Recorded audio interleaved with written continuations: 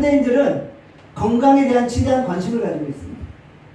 여러분들도 건강에 대해서 관심을 많이 가지고 계시죠? 여러분들의 건강 상태를 체크해 보고 계신가요?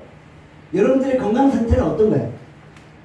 혈압은 80에서 120 정도, 맥박은 1분에 70에서 80 정도, 체온은 37.5도를 유지하고 혈액순환이 원활한 사람을 건강한 사람이라고 말합니다. 그런데 겉은 멀쩡한데 마음이 병든 사람도 있을 수 있죠. 겉만 멀쩡하다고 다 건강한 건 아닌 것 같아요. 마음이 병들면 백해무익한 것 같아요. 마음이 병들면 해결책을 찾으려고 해도 찾을 수가 없는 거예요. 외면과 내면이 다 웰빙해야지, 건강해야지 복된 인생을 사는 것이 아닌가 생각합니다. 그렇다면 웰빙한 교회, 건강한 교회는 어떤 모습일까요? 2020년 코로나 바이러스 사태가 한국 교회를 침몰시키고 있어요. 코로나 바이러스 사태로 인해 한국 교회가 심각한 도전과 위험을 경험하고 있는 거예요.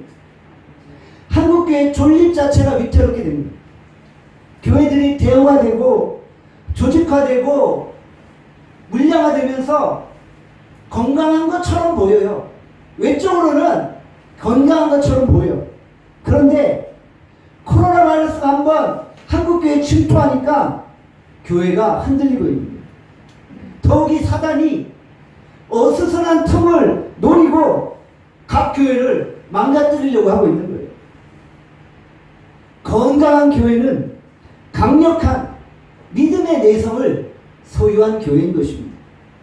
하나님 중심 신앙을 통해 믿음의 면역 기능이 활성화되는 교회인 거예요.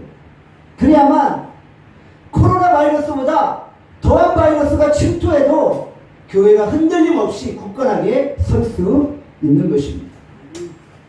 우리는 오늘 본문을 통해 건강한 교회에 대해서 살펴보겠습니다. 사도행전 9장 31절에 보면 이런 말씀이 있죠. 우리 같이 스크린에 나오는 사도행전 9장 31절 함께 읽겠습니다. 시작. 그리하여 온 유대와 갈릴리와 사마리아 교회가 평안하여 든든히 서가고. 본문에 보니까 그리하여 라는 접속사가 등장하죠. 우리는 성경을 읽을 때 이 접속사들에 대해서 소홀히 여기는 경향이 있어요. 그런데 성경에는 한 단어도 의미 없는 단어가 없죠. 성경에서 접속사는 매우 중요한 의미를 가지고 있는 거예요. 본문에 나오는 이 그리하여라는 단어는 사도행전 전반부를 요약하는 것과 같은 그런 의미를 담고 있는 거예요. 본문에 보니까 그리하여 교회가 평안했다라고 기록을 하고 있죠. 여기서 그리하여는 사도행전 1장부터 8장까지를 요약해주는 그런 단어라는 것이죠. 사도행전 1장부터 8장 사이에 어떤 내용들이 등장했죠? 예수님이 승천하시고 성령을 보내주신다고 약속하시고 제자들이 성령을 기다리던 중 오순절 성령 강림 사건이 일어났어요. 그들이 갑자기 각종 방언으로 말하기 시작했어요. 베드로 요한이 성전 미문에 앉은 안전뱅이를 향해 예수의 이름으로 선포하니 못 걷던 자가 일어나게 됩니다. 베드로의 기적이 일어났고요. 빌립의 전도 사역이 일어났고요. 스데반의 순교와 사울의 회심 사건이 등장한 거예요. 이런 초대교회의 각종 성령의 역사들을 언급하면서 그리하여 온 유대와 갈릴리와 사마리아 교회가 평안하여 든든히 서가고 있다 라고 말씀하고 있습니다. 예수님이 왜 성령을 보내셨어요? 이 땅에 웰빙 처치, 건강한 교회를 세우기 위해서입니다. 성령의 역사는 언제나 능력을 동반합니다. 교회 위에 성령이 임하자 성령의 능력이 폭발하는 것입니다.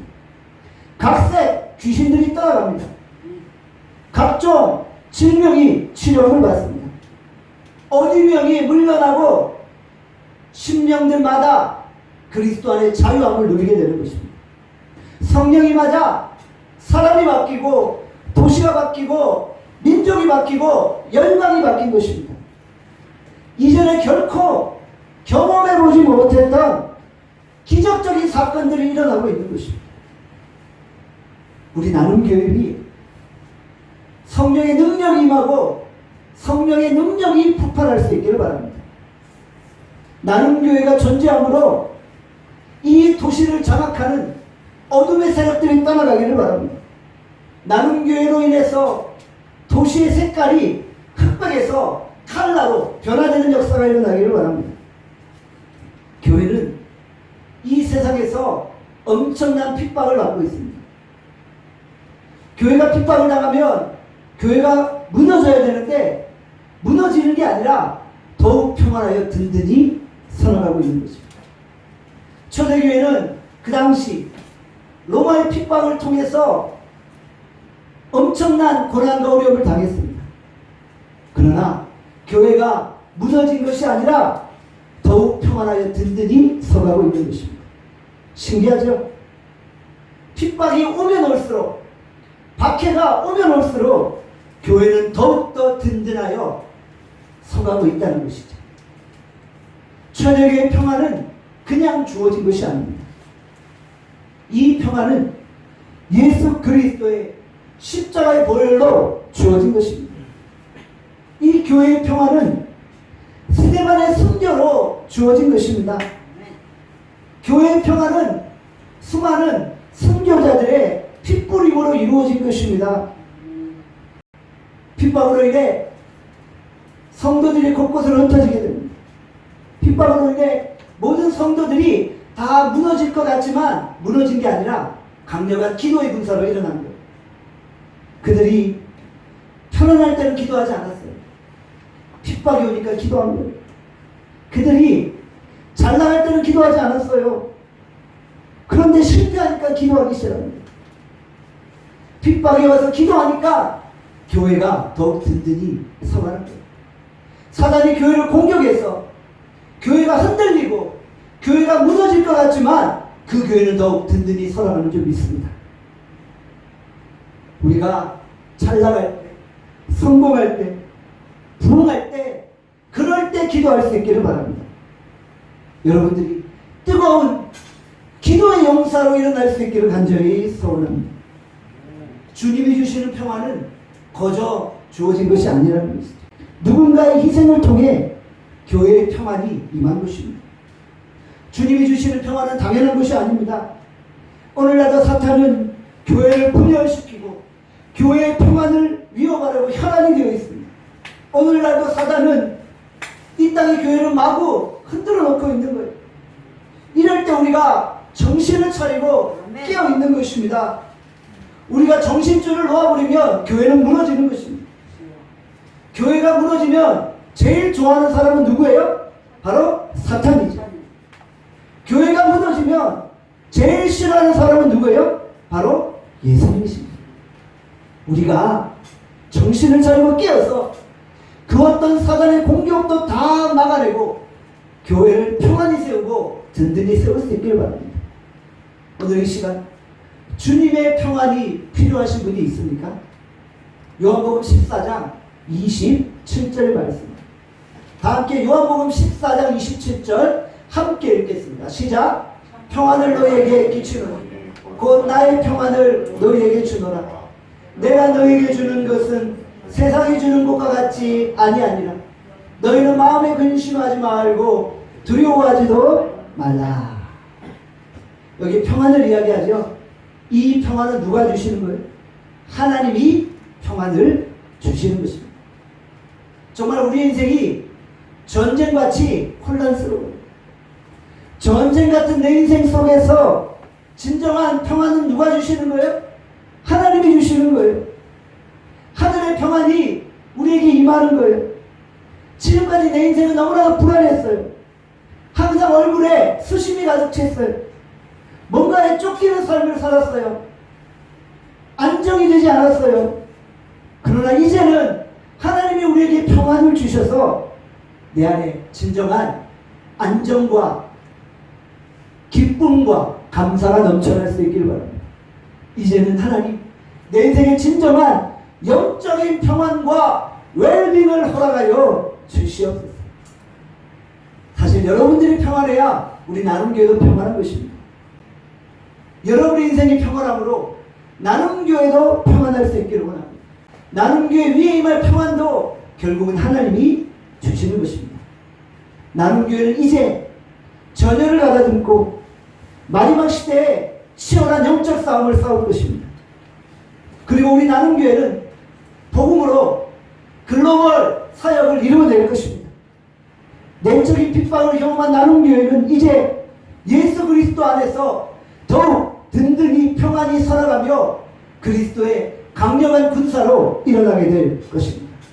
오늘 주께서 우리에게 평안을 주시고 안정을 허락하시고 교회를 든든히 세워주실 수 있기를 간절히 소원합니다. 오늘 본문 사도행전 9장 31절에 말씀합니다. 주를 경외함과 주를 경외함과. 주는 누구를 말합니까? 바로 예수 그리스도이시죠. 건강한 교회는 어떤 교회입니까? 예수 그리스도를 경외하는 교회입니다.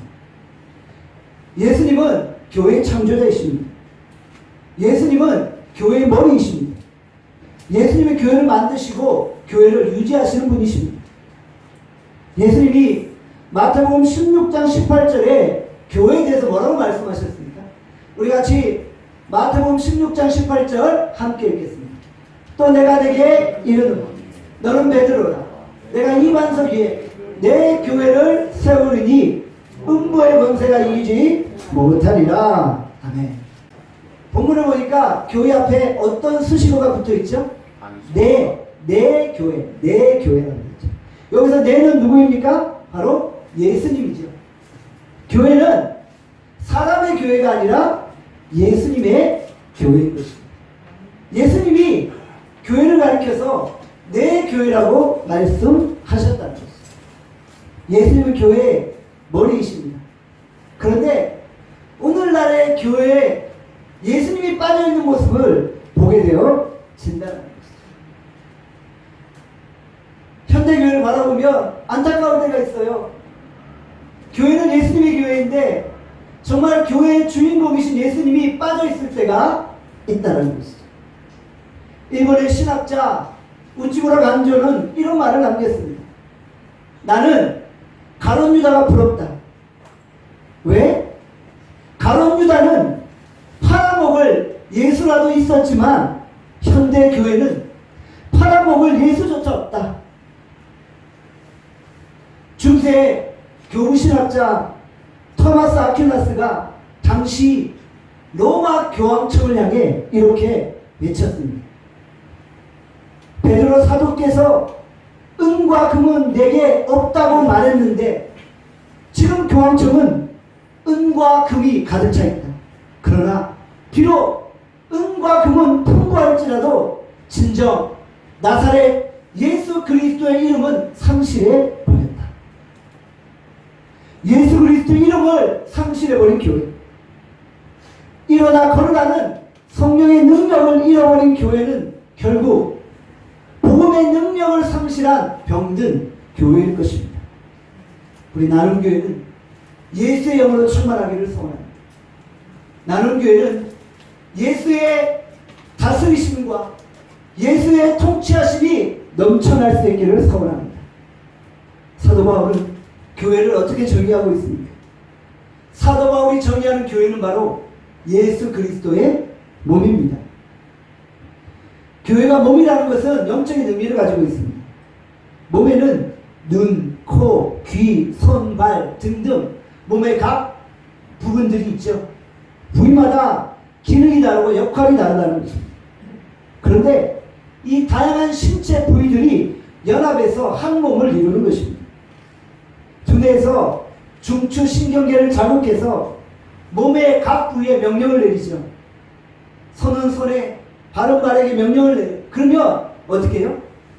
이 두뇌의 명령에 따라 온몸이 조직적으로 움직입니다. 두뇌에서 오른손을 향해 오른쪽으로 가라고 하는데 왼손을 향해 왼쪽으로 가라고 하지 않아요. 그럼 어떻게 돼요? 몸이 찢어지는 거예요. 두뇌는 결코 그렇게 명령하지 않는 거예요. 두뇌는 한 가지 목적을 향해 집중해서 말하고 있다는 거예요. 우리 몸에 눈, 코, 손, 발, 입이 있는 것처럼 교회 안에서 다양성이 있어요. 그런데 그 다양성이 일치와 조화를 이루는 것입니다. 다 다른 것 같지만 한 가지 목적을 위해 달려가는 것입니다. 각 사람이 은사가 다르고 분량이 다릅니다. 그런데 한 가지 목적을 위해서 함께 뛰는 것입니다. 손은 손의 역할을 하고, 발은 발의 역할을 하고, 눈은 눈의 역할을 하는 거예요. 각 부위를 보면 굉장한 자유로움이 있어요. 절대 수동적이지 않고 능동적이고 긍정적이에요. 그런데 묘한 것은 각 부위들이 서로 충돌하지 않는 거예요. 손은 손대로 따로 노는 것 같고, 입은 입대로 따로 노는 것 같고, 코는 코대로 따로 노는 것 같은데 결국 보면 한 가지 목적을 위해서 집중하는 거예요. 이것이 교회입니다. 이렇게 다양한 자유로움 속에서 한 가지 목적을 향해 집중할 수 있는 이유가 무엇입니까? 바로 머리 대신 예수 그리스도를 경외하기 때문입니다. 주를 경외합니다. 만약 머리 대신 예수 그리스도라는 요소가 없다면 교회는 자유로움 속에서 충돌하고 갈등하고 분열할 수밖에 없는 것입니다. 예수님이 중심이 되니까 모두가 다 하나 될 수 있는 것입니다. 그래서 교회의 다양성 속에 하나됨을 이루는 것이 바로 성령의 역사인 것입니다. 나눔 교회가 머리 대신 예수 그리스도를 중심으로 하나 되어 평안하고 든든히 살아갈 수 있기를 간절히 소원합니다. 31절에 보니까 또 이렇게 말씀하죠. 성령의 위로로 진행하여. 교회 안에 성령의 위로가 있는 것입니다. 초대교회 안에 극심한 박해가 있었죠.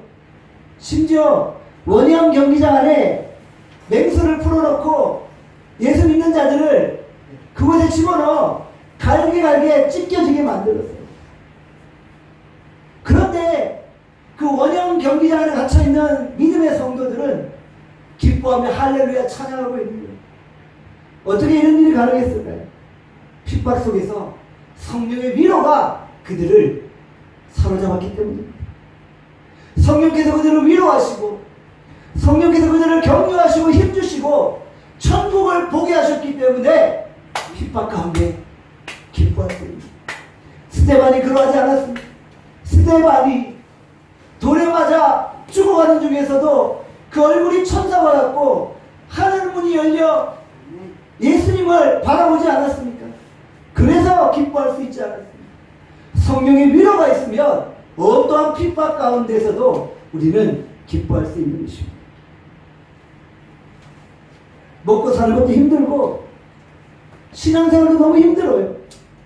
세상에서 배척당하고 사회에서 매장당할 것 같아요. 그러나 성령께서 여러분과 함께 하시고 성령의 위로가 있을 때 우리가 이 어려움을 극복해낼 수 있는 것입니다.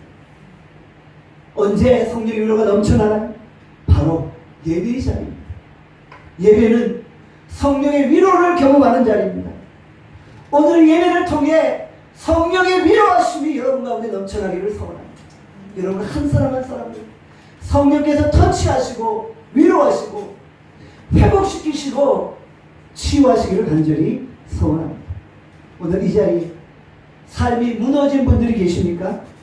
내면이 무너지고 부부관계가 무너지고 인간관계가 무너지고 직장이 무너지고 삶이 무너진 분이 계십니까? 우리 어떻게 해야 하나요? 예배를 통해 성령의 위로를 경험하는 것입니다. 성령의 기름 부으심이 있을 때 우리의 인생은 달라지는 것입니다. 성령의 위로가 있을 때 절망의 사람이 소망을 가지게 됩니다. 무능한 사람이 유능한 사람이 되고 무력한 사람이 다시 강력하게 무장하게 되는 것입니다. 내 삶의 모든 문제를 성령의 위로가 있는 예배로 풀어내는 것입니다. 예배는 전자기구의 플러그를 전기에 꽂는 것과 같습니다. 예배는 하늘과 나를 연결시켜주는 역할을 합니다. 우리가 플러그를 콘센트에 꽂지 않을 때 아무리 비싼 전자제품도 작동하지 않습니다. 언제 작동하나요? 플러그를 콘센트에 꽂을 때입니다. 우리에게는 동력이 없습니다. 예배를 통해 성령의 에너지를 공급받아야 하는 거예요. 복잡한 것이 아닙니다. 예배 가운데 성령의 충만한 기름 부으심과 성령의 위로가 폭포수같이 임하는 것입니다. 그럴 때 우리가 새롭게 되어지고 능력을 경험하게 되어지는 것입니다. 창세기 35장 3절에 말씀합니다. 우리 다 함께 창세기 35장 3절 말씀 함께 읽겠습니다. 시작. 우리가 일어나 베델로 올라가자. 내 환난 날에 내게 응답하시고 내가 가는 길에서 나와 함께 하신 하나님께 내가 거기서 제단을 쌓으려 하노라 하매. 야곱은 위기 때 베델로 올라갔습니다. 거기서 하나님께 예배드림으로 문제를 해결받은 것입니다. 죽음과 실패의 자리에서 다시금 예배를 통해 회복되어진 것입니다. 나눔교회가 코로나 바이러스의 위기 가운데 예배를 회복할 수 있기를 바랍니다. 모든 성도들이 전능하신 하나님께 드리는 예배를 회복할 수 있기를 바랍니다. 예배를 통해 성령의 위로와 성령의 능력이 나타나며 교회가 평안하여 더욱 든든히 살아갈 수 있기를 바랍니다. 예배는 성령의 능력을 체험하는 자리입니다. 예배는 성령의 위로를 체험하는 자리입니다. 오늘 예배를 통해 여러분 인생을 다 주님 앞에 토해내시길 바랍니다. 예배를 통해 여러분의 삶의 문제들을 다 토해내시고 성령의 치유하심을 경험할 수 있기를 간절히 소원합니다. 사도행전을 보면 항상 사도마을 주변에 사람들이 모여들고 있어요. 왜일까요? 사도바울을 통해 성령의 위로와 능력이 나타났기 때문에. 사도행전 19장 12절을 말씀합니다. 우리 함께 사도행전 12장 12절 읽도록 하겠습니다. 심지어 사람들이 바울의 몸에서 손수건이나 앞치마를 가져다가 병든 사람에게 얹으면 그 병이 떠나고 악기도 나가더라. 아멘. 사도 바울의 손수건이나 앞치마를 가져다가 병든 사람에게 얹었어요. 어떤 일이 벌어졌어요? 병이 낫고 악기가 떠나가는 것입니다. 이것은 실제 일어난 일입니다. 참으로 놀라운 일이죠. 바울의 직업이 무엇입니까? 장막 만드는 사람이죠. 텐트 메이커입니다. 그는 장막을 만들 때 작업용 앞치마를 둘러, 그리고 장막을 만들다가 땀이 나면 땀을 닦기 위해 항상 수건을 차고 있어요. 그 앞치마, 그 손수건 지저분하고 냄새 났겠죠. 그런데 아침에 일찍 일어났더니 바울의 손수건과 바울의 앞치마가 없어진 거예요. 알고 봤더니 동네 사람들이 바울의 앞치마와 손수건을 훔쳐간 거예요. 왜요? 바울의 앞치마와 바울의 손수건을 병든절에 올렸더니 그 병이 낫게 되었기 때문입니다. 이만큼 초대교회 위에 성령의 위로와 성령의 능력이 나타났다는 거예요. 저는 우리 나눔교회 위에도 이런 능력이 나타나기를 소원합니다. 우리 나눔교회 위에도 이런 치유의 역사가 일어나기를 소원합니다. 동네 사람들이 우리의 손수건을 얻으려고 줄 서는 역사가 일어나기를 소원합니다. 바울은 신유의 능력을 주십시오, 치유의 능력을 주십시오, 이렇게 특별히 기도하지 않았어요. 사도 바울은 그냥 성령 충만하니까 저절로 그 몸에서 능력이 나타난 거예요. 능력은 자연스럽게 흘러나오는 것이지 억지로 쥐어짜는 것이 아닙니다. 요한복음 15장 7절의 말씀입니다. 우리 같이 요한복음 15장 7절 함께 읽겠습니다. 너희가 내 안에 거하고 내 말이 너희 안에 거하며 무엇이든지 원하는 대로 구하라. 그리하면 이루리라.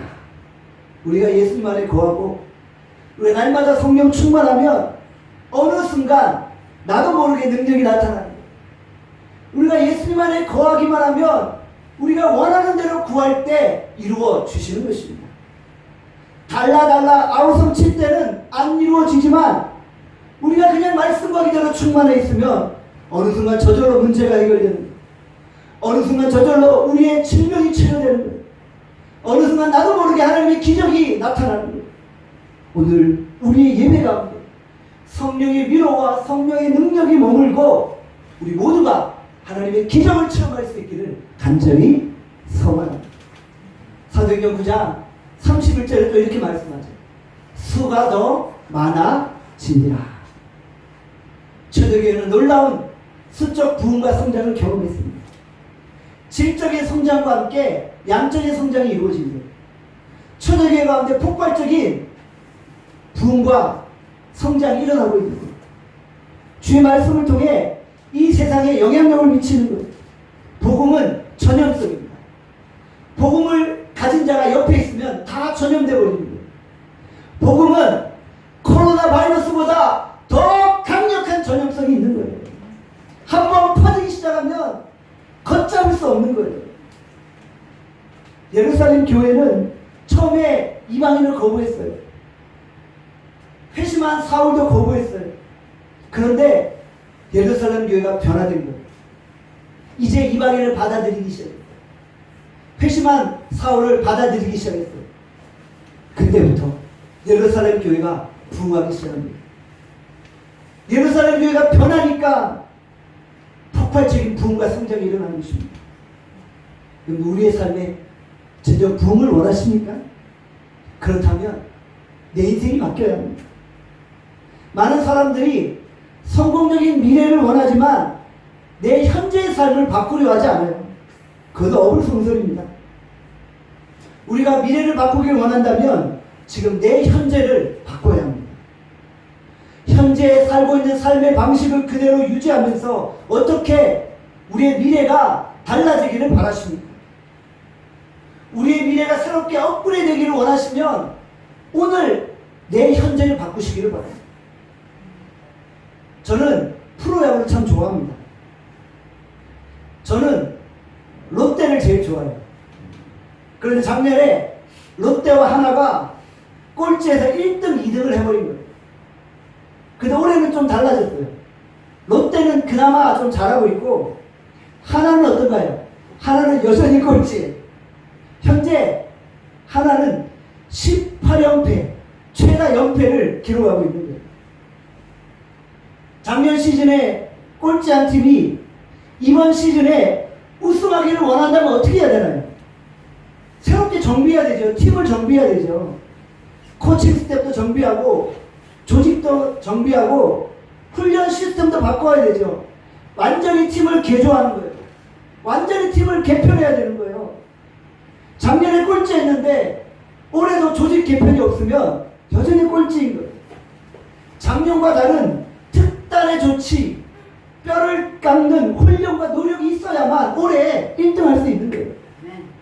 당연하건데 우리의 현재를 바꾸지 아니하면 우리의 미래는 바뀌지 않습니다. 맨날 내가 미래에 이런 사람이 될 거다, 나는 이런 사람이 된다고 말하지만 현재가 바뀌지 않아요. 그러면 여러분 인생은 바뀌지 않습니다. 웰빙 시대에 다이어트하고 건강해지길 원하면 식단 조절을 해야죠. 운동을 해야죠. 식단 조절도 안 하고 운동도 안 하면서 다이어트를 하고 건강해지길 바라나요? 내 인생에 새로운 미래를 원한다면 먼저 체질 개선이 필요합니다. 우리가 지금까지 살아왔던 삶의 방식을 바꾸는 거예요. 계속해서 내 삶을 고민해보고 내 삶을 돌아보는 거예요. 우리는 시간이 지나면 되겠지, 시간이 지나면 나아지겠지라고 착각에 빠져 있어요. 시간이 지난다면 되는 것이 아닙니다. 현재가 바뀌지 않으면 시간이 지나면 지날수록 더 나빠지는 것입니다. 우리가 새로운 부흥을 원한다면 지금 비록 힘들고 어려워도 현재를 바꾸는 거예요. 뭔가 포기하고 뭔가 대가를 지불하고 뭔가 땀을 흘리는 거예요. 안타까운 것은 하나님의 축복을 원하고 성령 충만 받기를 원하고 기도의 능력을 받기를 원하면서도 전에 하던 대로 그대로 살고 있는 거예요. 신앙의 체질 개선을 하지 않는 거예요. 그러면 아무것도 일어나지 않는 것입니다. 우리가 한번 예수를 믿고 예수를 위해서 한편 살기로 결단하지 않았습니까? 그러면 이제는 신앙에 관해서 후회 없는 삶을 살아야 하잖아요. 적어도 우리가 크리스천이라면 우리가 기도할 때 어둠의 권세는 떠나가고 각색 질병 들린 자는 치유되어지고 하나님의 역사가 일어나며 이 땅이 진동해야 되잖아요. 우리가 기도할 때 예배 가운데 성령의 충만한 기름 부으심이 있고 성령의 그 권능 가운데 몸의 전율이 느껴지며 놀라운 교회 부흥과 성장이 일어나야 되잖아요. 그렇기 위해서는 우리 교회도 신앙적인 체질 계산을 해야 되고 기도와 말씀에 전무하며 하나님의 그 능력 가운데 새롭게 되어져야 한다는 것이죠. 한번 예수 믿는 건데 능력 있는 그리스도인으로 살아야 되잖아요. 그냥 대충 믿으실 거예요? 나눔교회 안에서 말씀 훈련, 기도 훈련, 신앙 훈련, 전도 훈련을 받는 거예요. 시간을 투자하고 물질을 투자하고 마음과 정성을 드리는 거예요. 그럴 때 폭발적인 부흥과 성장이 일어나는 것입니다. 우리 모두 하나님의 말씀과 기도에 올인함으로 우리의 미래에 놀라운 부흥과 성장이 일어나기를 바랍니다. 주의 은혜와 능력으로 말미암아 우리 나눔교회가 평안하여 든든히 서가는 건강한 교회가 될 수 있기를 간절히 소원합니다. 아멘. 우리 같이 한번 합심하여 통성으로 기도하겠습니다. 말씀 생각하며 기도합시다. 하나님 우리의 삶이 평안하게 하여 주시오. 하나님 우리의 삶이 든든히 서게 하여 주시오. 예배로 내 인생의 문제를 풀어내게 하여 주시오. 예배 가운데 충만한 성령의 기름 부으심이 있게 하시오. 예배 가운데 충만한 성령의 능력이 나타나게 하여 주시오. 한번 그리스도인으로 살아가는데 하나님 무능력한 그리스도인으로 살겠습니까? 아니면 성령 충만하고 능력 있는 그리스도인으로 살겠습니까? 하나님 우리가 기도할 때 어둠 영이 따라가기를 원합니다. 우리가 기도할 때 각색 질병 들린 자가 치유되기를 원합니다. 우리가 기도할 때 어둠의 세력들이 물러나기를 원합니다. 하나님 아버지 우리가 기도할 때 하늘 문이 열리고 모든 인생의 문제들이 해결되는 역사가 일어나기를 원합니다. 하나님 그러기 위해서 우리가 신앙의 체질 개선이 이루어지기를 원합니다.